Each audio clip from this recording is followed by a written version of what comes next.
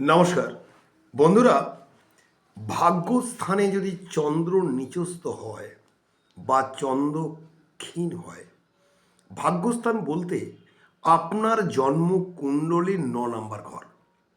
এই ঘরে অনেক সময় ফাঁকা থাকে এবং যদি অন্য শুভ গ্রহের দৃষ্টি ভালো থাকে সেক্ষেত্রে সমস্যা হয় না। কিন্তু এই ৯ নম্বর ঘরে যদি চন্দ্র ক্ষীণ হয়, কি ফল হয় দেখুন। ফলটা হয়, সে সৎ পথে টাকা রোজগার করবে না, অসৎ পথে টাকা রোজগার করবে। ১ নম্বর।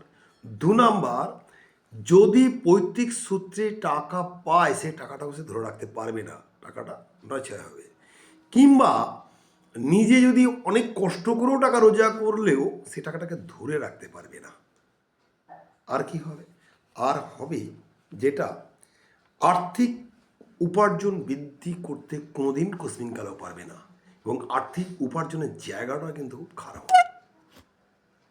তো বন্ধুরা, যদি এরকম পরিস্থিতির শিকার হন বা ন্যাটাল চার্ট যদি আপনার এরকম সমস্যা থেকে থাকে, আমি আপনাকে একটা পরামর্শ দিচ্ছি, আপনি করে দেখুন, নিশ্চয়ই ফল পাবেন। যদি ভালো মুক্ত পান, বজরাই মুক্ত পড়বেন, অনামিকা আঙুলে পড়বেন অথবা তর্জনীতে পড়বেন।